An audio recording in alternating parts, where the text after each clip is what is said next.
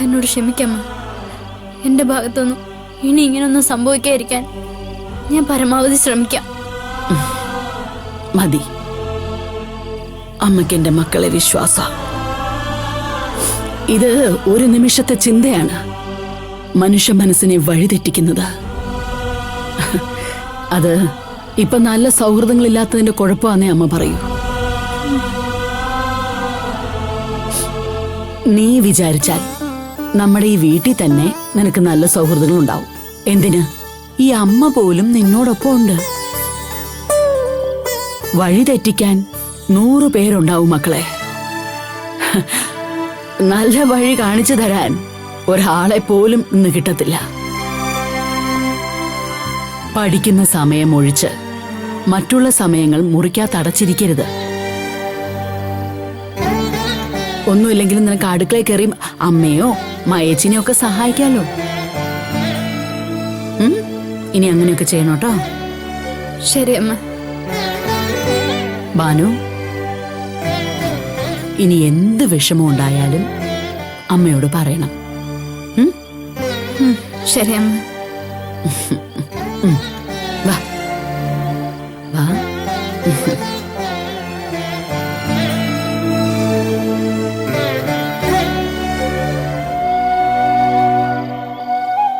മോളകത്തേക്ക് ചെല്ല. പോ. നീ വാ. എന്താ അമ്മേ, ഭാനു വിഷമത്തോടെ സംസാരിക്കുന്നുണ്ടോ? അവിടെ പോയി ഒറ്റയ്ക്ക് നിൽക്കുകയായിരുന്നു നീ. അപ്പൊ ഞാൻ പറയായിരുന്നു ഒറ്റയ്ക്ക് നിൽക്കുമ്പോഴാ ആവശ്യമില്ലാത്ത ചിന്തകളൊക്കെ ഉണ്ടാവുന്നേന്ന്. ഈ വിഷമം കുറച്ചു ദിവസത്തേക്ക് കാണും മയെ. നമ്മളെല്ലാരും കൂടി ഒന്ന് ശ്രദ്ധിച്ചാ മതി. ഇനിയിപ്പൊ എന്ത് ചെയ്യാൻ പറ്റും? ക്ലാസ് മുടങ്ങിയതിൽ അവൾക്ക് നല്ല വിഷമമുണ്ട് അമ്മേ. അതെ, ഇനിയിപ്പോ എന്തായാലും വന്നതൊക്കെ വന്നു. എല്ലാം ഒന്ന് കെട്ടടങ്ങുന്നത് വരെ ഒരു സമാധാനം കിട്ടത്തില്ല. അമ്മ പറഞ്ഞതുപോലെ ആ വസ്തുവിന്റെ ഇടപാട് എന്താന്ന് വെച്ചാ ചെയ്തു കൊടുക്ക്. അതോടെ അവന്റെ ശല്യം തീരട്ടെ. അതെ, എല്ലാരും കൂടി ആലോചിച്ചിട്ട് അതങ്ങനെ തന്നെ ചെയ്യാം. ഇതെല്ലാം എന്റെ തലവിധിയായി പോയില്ലേ. എന്നോടുള്ള സ്നേഹം കൊണ്ട് അച്ഛനിത് ചെയ്തത്. പക്ഷെ ഇന്ന് അതിന്റെ പേരില് ഞാൻ അനുഭവിക്കുന്നത് എന്റെ അച്ഛൻ അറിയുന്നില്ലല്ലോ. ഇനി അതൊന്നും പറഞ്ഞിട്ട് കാര്യമില്ലല്ലോ അമ്മേ. ഒരച്ഛനും മകൾക്ക് ദോഷം വരുന്ന ഒന്നും ചെയ്യത്തില്ലല്ലോ. അതെ, പക്ഷെ എനിക്കിപ്പോ സംഭവിച്ചത് എത്രയും വേഗം ആ തലവേദന ഒന്ന് തീർത്തു വെക്കണം. നീ വാ.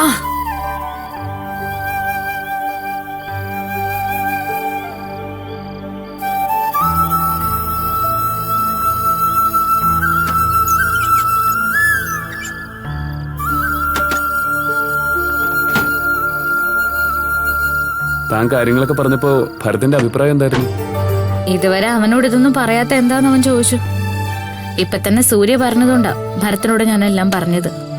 ഇനി അവൻ എടുത്തുചാടി എന്തെങ്കിലും ചെയ്യുമോന്ന് അറിയില്ലല്ലോ.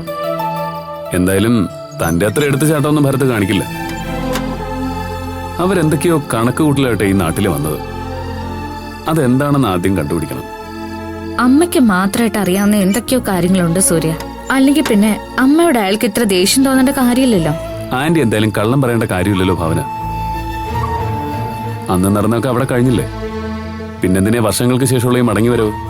ഒരിക്കലും വഴിതെറ്റി സഞ്ചരിക്കില്ലെന്ന് ഞാൻ കരുതിയ ഭാനുവിന് തന്നെ ഇങ്ങനൊരു ചതി പറ്റിയല്ലോ സൂര്യ. ഭാനു മനഃപൂർവ്വം ചെയ്തതല്ലോ ഭാവന. അവന്റെ ട്രാപ്പിൽ വീണുപോയതല്ലേ. അച്ഛനും മോനും കൂടി വെച്ച കെണിയിലാണല്ലോ വീണത്. ഇത്രയ്ക്ക് നിറയില്ലാത്തൊരു അച്ഛനെയും മോനെയും ഞാൻ വേറെ എവിടെയും കണ്ടിട്ടില്ല. ഇവരൊക്കെ പണം മാത്രമാണ് സർവസ്വമെന്ന് കരുതി ജീവിക്കുന്നവരെ ഭാവന. പണത്തിന് വേണ്ടി ഏതറ്റം വരെ പോവാനും എത്ര താഴാനും ഇവർക്ക് ഒരു മടിയുമില്ല. ഇനിയിപ്പോ ആ വസ്തു കൊടുക്കുന്നത് വരെ അമ്മയ്ക്ക് ഒരു സമാധാനം കൊടുക്കില്ല സൂര്യ. അല്ല, പിന്നീട് ആരും വിളിച്ചില്ലല്ലോ അല്ലേ? ഇല്ല, വിളിച്ചാലും എന്നെയോ സൂര്യയോ വിളിക്കാനാണ് സാധ്യത. അല്ല, അവൻ ഭാനുവിനെ വിളിച്ചാലോ? ഭാനു ഇനി എന്തായാലും അവന്റെ ഫോൺ അറ്റൻഡ് ചെയ്യില്ല. ഇനി കോളേജിൽ പോകുമ്പോ എങ്ങനെയാവുന്ന എന്റെ പേടി. ഭാനുവിനോട് പഠിത്തത്തിൽ ശ്രദ്ധിക്കാൻ പറയണം. ഞാൻ അവളെ വിളിച്ച് സംസാരിക്കുന്നുണ്ട്. ഇതൊക്കെ സമയദോഷത്തിന്റെയാണ് ഭാവന. ഇല്ലെങ്കിൽ നല്ലതുപോലെ പഠിച്ചുകൊണ്ടിരുന്ന ഭാനുവിന് തന്നെ ഇങ്ങനെയൊക്കെ സംഭവിക്കും. സൂര്യ, അവളെന്റെ പ്രതീക്ഷകളൊക്കെ ഇല്ലാതാക്കോ? അങ്ങനെയുള്ള ടെൻഷനൊന്നും ഭാവനയ്ക്ക് വേണ്ട. എന്തായാലും ഭാമയ്ക്ക് പറ്റിയതുപോലുള്ള അബദ്ധമൊന്നും ഭാനുവിനുണ്ടാവില്ല. ഇനി ഭരത്തിലാണ് എന്റെ പ്രതീക്ഷ. ദിവസം ഭാനുവിനെ വിളിക്കാനെന്ന് പറയണം. താനും വിളിക്കണം. അങ്ങനെയാവുമ്പോ പഠിത്തത്തിൽ ഉഴപ്പാൻ തോന്നില്ല.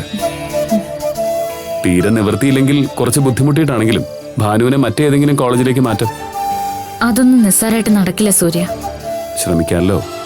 ആദ്യം ജയേഷിന്റെ ഉദ്ദേശം എന്താണെന്ന് നോക്കാം, എന്നിട്ട് തീരുമാനിക്കാം.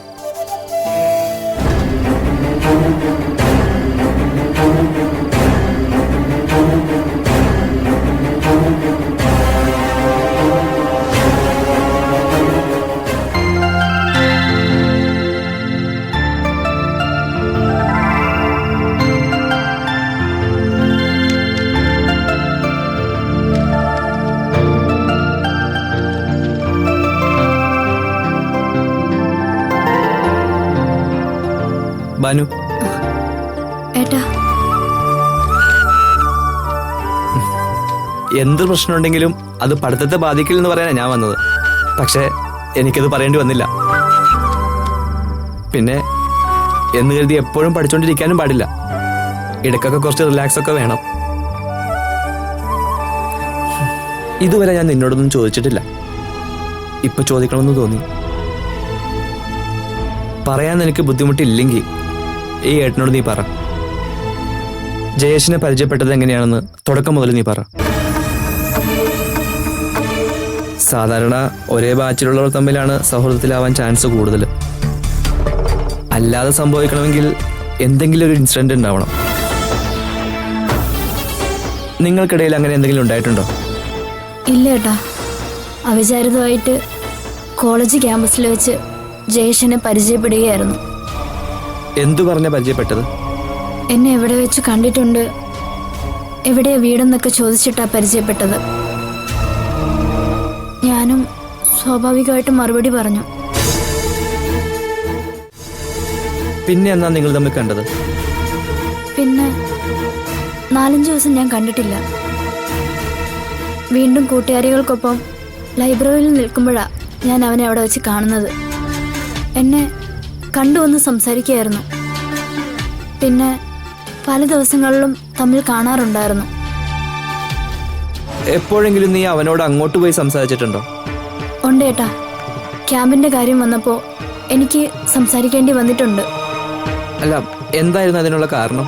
ജയേഷ് പറഞ്ഞിട്ടാ ഞങ്ങളുടെ ബാച്ചിൽ നിന്നും 3 പേരെ ക്യാമ്പിലേക്ക് സെലക്ട് ചെയ്തതെന്ന് പറഞ്ഞപ്പോൾ ഞാൻ താങ്ക്സ് പറയാൻ വേണ്ടി പോയതായിരുന്നു. അല്ലാതെ ഞാൻ അവനോട് സംസാരിക്കാനായിട്ടൊന്നും പോയിട്ടില്ല. നിന്നെ ഇഷ്ടമാണെന്നും കല്യാണം കഴിക്കാൻ ആഗ്രഹമുണ്ടെന്നും അവൻ പറഞ്ഞത് എപ്പോഴായിരുന്നു? അതും ഒരു ദിവസം ക്യാൻറ്റീനിൽ വെച്ചായിരുന്നു. എൻ്റെ പഠിത്തം കഴിയാതെ ഞാൻ കല്യാണത്തെക്കുറിച്ച് ചിന്തിക്കില്ല എന്നും എൻ്റെ വീട്ടുകാരറിയാത്ത ഒന്നിനും എനിക്ക് താല്പര്യമില്ലെന്നും ഞാൻ പറഞ്ഞു. നിനക്ക് അവനെ ഇഷ്ടമായിരുന്നല്ലേ? പറഞ്ഞോ? ദേ, ഇപ്പൊ ഞാൻ നിന്റെ ഏട്ടൻ മാത്രമല്ല, ഒരു സബ് ഇൻസ്പെക്ടർ കൂടിയാ. ഇഷ്ടമായിരുന്നു ഏട്ടാ. അത്രയ്ക്ക് മര്യാദയോടെയാ അവൻ എന്നോട് പെരുമാറിയിരുന്നത്. പക്ഷെ അവസാനം അവന്റെ സ്വഭാവം മാറി.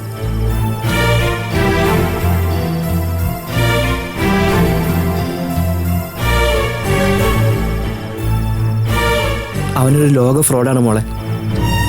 അതുകൊണ്ട് അവൻ നിന്നെ കൃത്യമായി ലോക്ക് ചെയ്തത്. നീ അവന്റെ മുറപ്പെണ്ണാന്ന് അറിഞ്ഞുകൊണ്ട് തന്നെയാ നിന്നെ പരിചയപ്പെട്ടതും കാര്യങ്ങൾ ഇവിടം വരെ കൊണ്ടെത്തിച്ചതും. പക്ഷെ അവന്റെ ലക്ഷ്യം നീ അല്ലായിരുന്നു. നിന്നിലൂടെ നമ്മുടെ അമ്മയുടെ പേരുള്ള ആ പ്രോപ്പർട്ടി ആയിരുന്നു. അങ്ങനെയാണെങ്കിൽ ആ വസ്തുവിന് എന്തെങ്കിലും പ്രത്യേകത ഉണ്ടാവും. ഇതുവരെ അവനും അവന്റെ അച്ഛനും ചേർന്ന് വരച്ച മാസ്റ്റർ പ്ലാൻ കറക്റ്റായിരുന്നു. പക്ഷേ ഇനി ഞാൻ വരയ്ക്കുന്ന മാസ്റ്റർ പ്ലാൻ അനുസരിച്ചായിരിക്കും അച്ഛനും മോനും സഞ്ചരിക്കാൻ പോകുന്നത്. ഏട്ടൻ ഇറങ്ങാൻ പോവാ. അവൻ നിന്നോട് കാണിച്ച വഞ്ചനയ്ക്കും അവന്റെ അച്ഛൻ നമ്മുടെ അമ്മയോട് കാണിച്ച നെറുകേടിനുമൊക്കെ മറുപടി പറയിപ്പിക്കാൻ പോയ ഏട്ടൻ.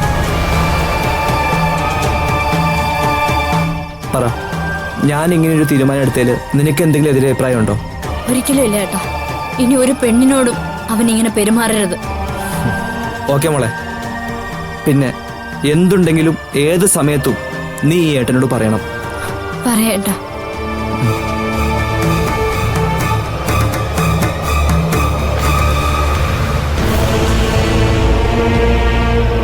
എനിക്കറിയാം ഇത് നീ തികച്ചും നിരപരാധിയാണെന്ന്. അവന്റെ ചതുരംഗ കളിയിൽ നിന്നും ഭാഗ്യം കൊണ്ട് നീ രക്ഷപ്പെട്ടത്. ഇനി അവനെ ആരോടും ഇങ്ങനെയൊന്നും പെരുമാറാൻ പാടില്ല. പിന്നെ ദേ, ഇതിന്റെ പേരിൽ ഇവിടെ നിന്നോട് ആർക്കും ഒരു രീതിയിലുള്ള വെറുപ്പോ സ്നേഹക്കുറവോ ഉണ്ടാവത്തില്ല. അത് നീയും മനസ്സിലാക്കണം. കേട്ടല്ലോ? ശരിയേട്ടാ. നീ ധൈര്യമായിട്ടിരിക്കും മോളെ. എന്തു വന്നാലും ഈ ഏട്ടനും ഭാവനേച്ചിയും നിനക്കൊപ്പം ഉണ്ടാവും. സത്യം മനസ്സിലാക്കാതെ സഹോദരങ്ങൾ കൈവിട്ടു പോകുമ്പോഴാണ് പലർക്കും ബുദ്ധിമോശം സംഭവിക്കുന്നത്. ഇവിടെ അങ്ങനെ ഉണ്ടാവാൻ പാടില്ല. അന്നും ഇന്നും നീ ഞങ്ങളുടെ അനിയത്തിക്കുട്ടി തന്നെയാ.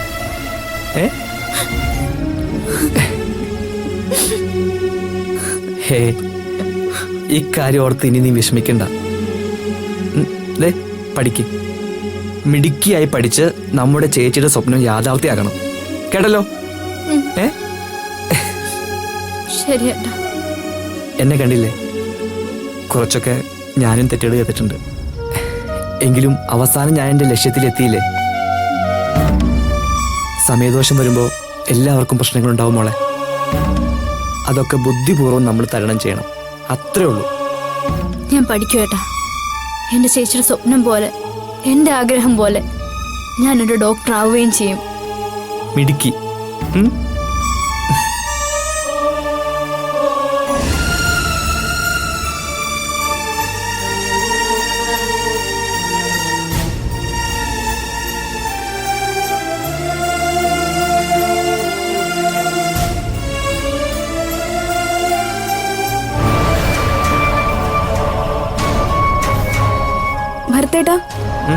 ഭരത്തേട്ടൻ ഭാനുവിനോട് എന്താ സംസാരിച്ചേ?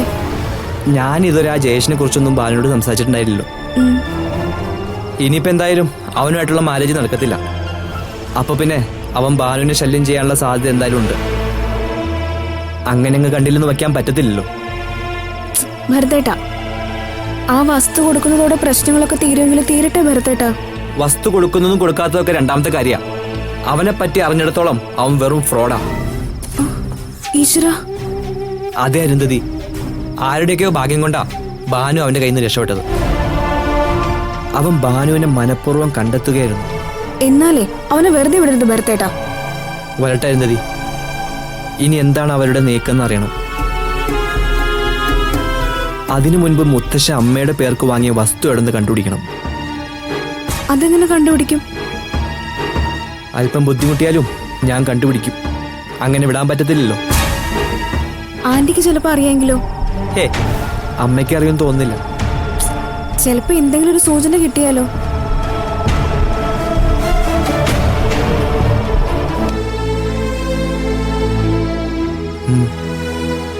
അമ്മയോട് ചോദിക്കാം. ഭാനു എന്ത് പറയുന്നു? ഞാൻ ചോദിച്ചിട്ട് ഒന്നും പറയുന്നില്ല. മാനസികമായിട്ട് അവക്ക് വിഷമമുണ്ടായിരുന്നത്. ഒരാളെ കണ്ണടച്ച് വിശ്വസിച്ചിട്ട് പെട്ടെന്നൊരു ദിവസം അയാൾ ചതിയനാണെന്ന് അറിയുമ്പോൾ ആരായാലും തകർന്നു പോകും. പിന്നെ നീ ഇതേപ്പറ്റി ഒന്നും ബാലുവിനോട് ഒരു കാര്യം ചോദിക്കാൻ നിൽക്കണ്ട. അല്ലാതെ അവളായിട്ട് എന്തെങ്കിലും പറഞ്ഞാൽ മാത്രം കേട്ടാൽ മതി. ഭാവനേച്ചി അറസ്റ്റ് ചെയ്യേണ്ടി വന്നത് ജീവിതത്തിൽ ഒരിക്കലും എൻ്റെ മനസ്സിൽ നിന്ന് പോവില്ല. അതുകൊണ്ട് തന്നെ അതിന് കാരണക്കാരായവരെ ഞാൻ വെറുതെ വിടാനും പോകുന്നില്ല. ഞാൻ എന്തായാലും അമ്മയൊന്ന് കണ്ടിട്ട് വരാം. ആ വസ്തുവിനെ കുറിച്ച് എന്തെങ്കിലും തുമ്പി കിട്ടിയാലോ?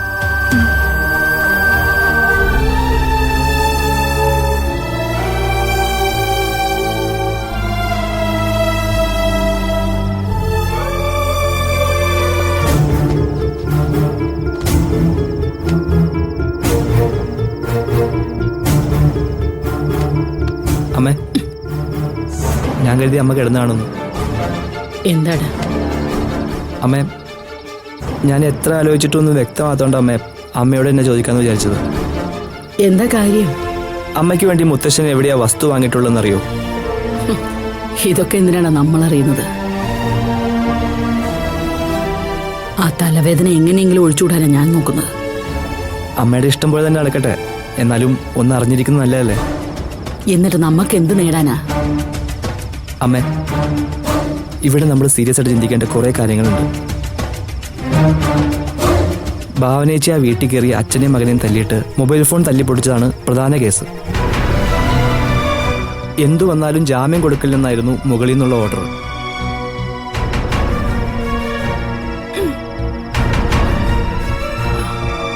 എന്നിട്ട് അമ്മയും വല്യമ്മയും ആ വീട്ടിൽ പോയപ്പോൾ അവരുടെ രീതികളൊക്കെ മാറി.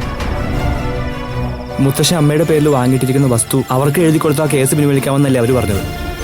ആ, ഒരു കണക്കിന് അതല്ലേ നല്ലത്. നിന്റെ ചേച്ചിയെ കോടതി കയറാതെ ഇറക്കാൻ പറ്റിയില്ലേ? അതാണ് അമ്മ എനിക്ക് മനസ്സിലാവാത്തത്. അവരങ്ങനെ ഒരു നിബന്ധന എന്തിനാ മുന്നോട്ട് വെച്ചത്? വെറുതെ നേരം പോക്കിനാണെങ്കിലും ആരും ഇങ്ങനെയൊന്നും ചിന്തിക്കത്തില്ല. എന്താടാ നിന്റെ മനസ്സിൽ? അവരൊക്കെ ഒരുതരം പ്രത്യേകതരം സ്വഭാവക്കാരാ. കഴിയുന്നതും അവരോടൊക്കെ സഹകരിക്കാതിരിക്കുക എന്നുള്ളതാണ്. അമ്മേ, ഞാനിപ്പോൾ ബാലുവിനോട് സംസാരിച്ചിട്ടാണ് വരുന്നത്. അമ്മ കരുതും പോലെ ഒന്നും അല്ല കാര്യങ്ങൾ. മറ്റെന്തോ വ്യക്തമായ പ്ലാനിങ്ങോട് കൂടിയാണ് ജയേഷ് ബാനുമായിട്ട് അടുത്തത്. പക്ഷേ അവൻ്റെ കാൽക്കുലേഷനൊക്കെ തെറ്റിപ്പോയി. ഭാനു ഒരു സാധാരണ പെൺകുട്ടി അല്ലെന്ന് ഇപ്പം അവന് മനസ്സിലായി. അമ്മേ, അതുകൊണ്ടാണ് ഞാൻ അമ്മയോട് ചോദിക്കുന്നത്. അമ്മയ്ക്ക് ആ വസ്തുവിനെ കുറിച്ച് എന്തെങ്കിലും വിവരം അറിയോ?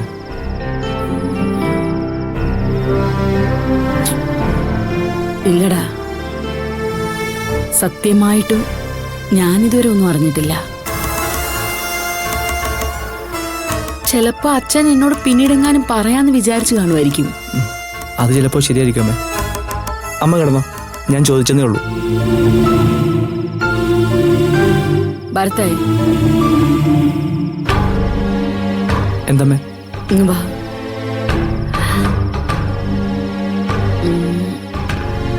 പണ്ട് അച്ഛനെ കാണാനായിട്ട് കൂടെ കൂടെ ഒരാള് വരുമായിരുന്നു. അതാരമ്മേ? ഈ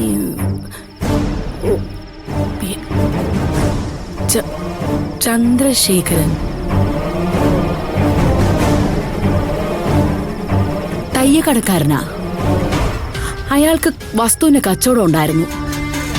അല്ലമ്മേ, അവരൊക്കെ ഇപ്പൊ ചത്ത് മണ്ണടിച്ചിട്ടുണ്ടാവില്ലേ? ആ, അതിപ്പം അതിനെക്കുറിച്ചൊന്നും എനിക്ക് അറിഞ്ഞൂടാ.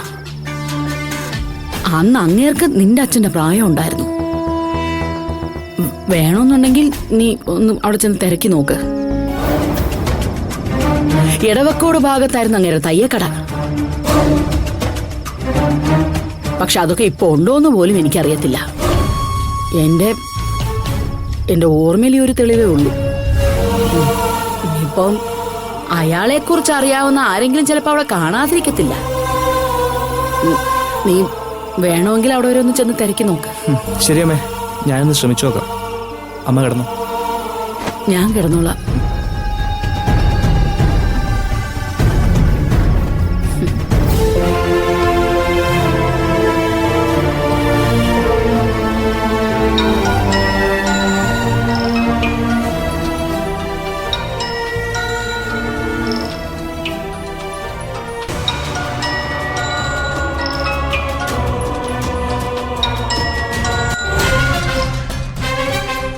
ഹലോ, ഭവന, ഇത് ഞാനാ. മനസ്സിലായി. അല്ല, പിന്നീട് ആരും ഒന്നും പറഞ്ഞില്ല? അതോ അമ്മ വാക്ക് പറഞ്ഞ ഒന്നും ഭാവന അറിഞ്ഞില്ല എന്നുണ്ടോ?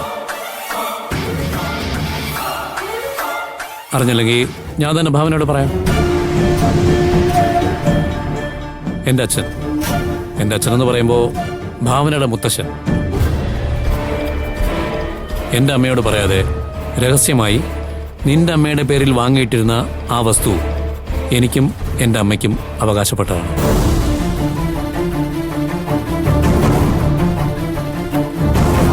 അതെനിക്ക് തരാമെന്ന് പറഞ്ഞുകൊണ്ട് മാത്രമാണ് നിനക്കെതിരെ ഞാൻ കൊടുത്ത പരാതി പിൻവലിച്ചത്.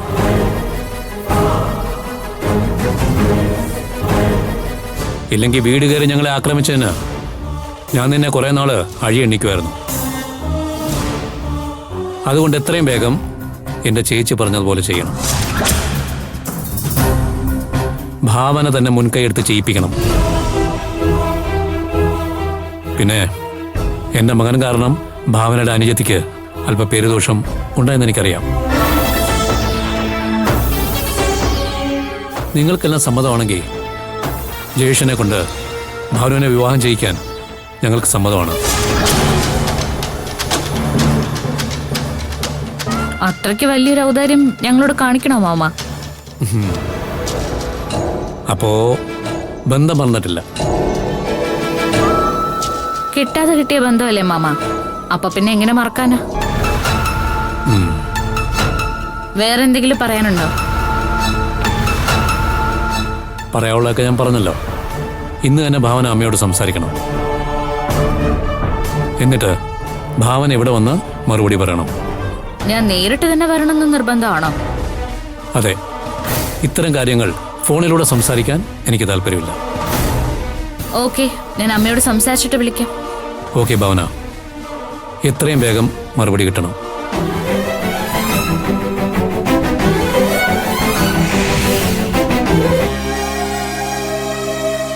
എത്രയും വേഗം വസ്തു എഴുതി കൊടുക്കാനായിരിക്കും വിളിച്ചതല്ലേ? അതെ സൂര്യ, എനിക്ക് തോന്നി. അമ്മ അങ്ങനെ ഒരു ഉറപ്പ് കൊടുത്തതുകൊണ്ടാ എനിക്കെതിരെയുള്ള കേസ് പിൻവലിച്ചെന്ന്. ഇല്ലെങ്കിൽ കുറെ നാള് എന്നെ അഴി എണ്ണിപ്പിക്കുമായിരുന്നു. അയാൾ ആരാ തന്നെ അഴി എണ്ണിക്കാൻ? ജഡ്ജിയോ?